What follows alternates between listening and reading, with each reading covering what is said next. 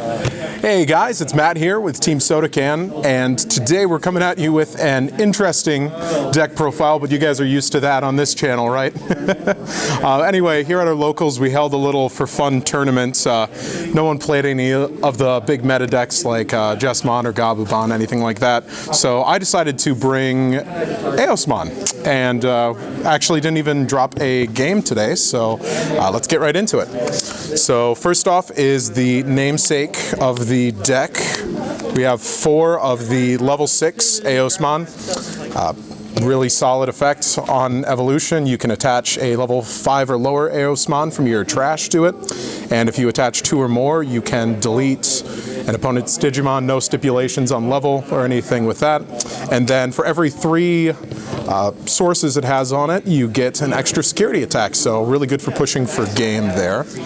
And then I suppose if you know anything about Eosmon, you probably saw this one coming. We're just playing as many as we could of the level 5 Eosmon. This guy just has a really simple effect.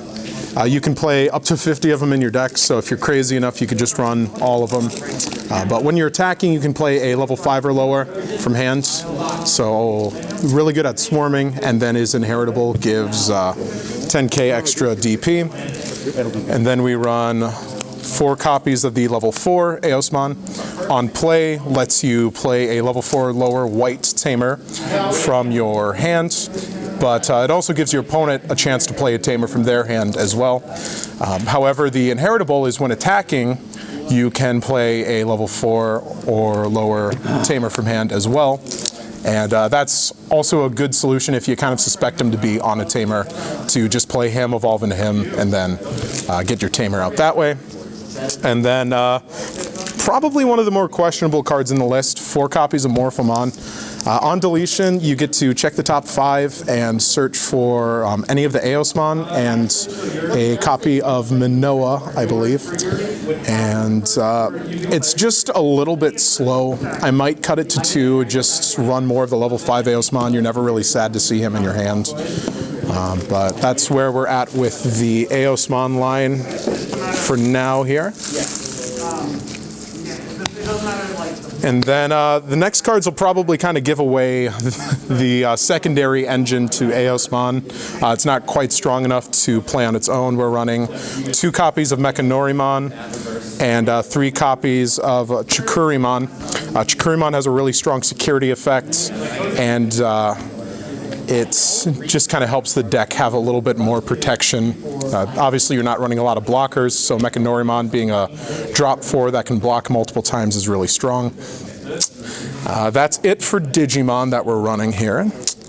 Next off, we'll go into the Tamers. We're running 4 copies of Minoa. It's the lifeblood of the deck. It's a memory setter, so if you start at 2 or below, puts you to 3.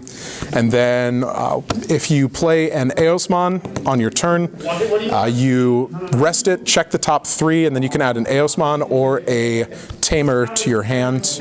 And then it also has kind of a funny secondary effect, where if you have an Eosmon in play, your opponent's Tamers do not unsuspend during their turn, so it's a nice little extra control aspect there. And then we're also running 2 copies of Matt and Tai. Not playing any Omnimon in the list, but the extra memory at the start of your turn does help occasionally.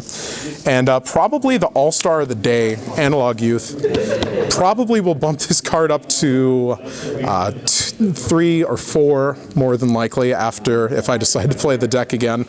Really strong on play, check top 3, grab a Digimon, mill the other 2, helps you get Eosmons in your trash right away.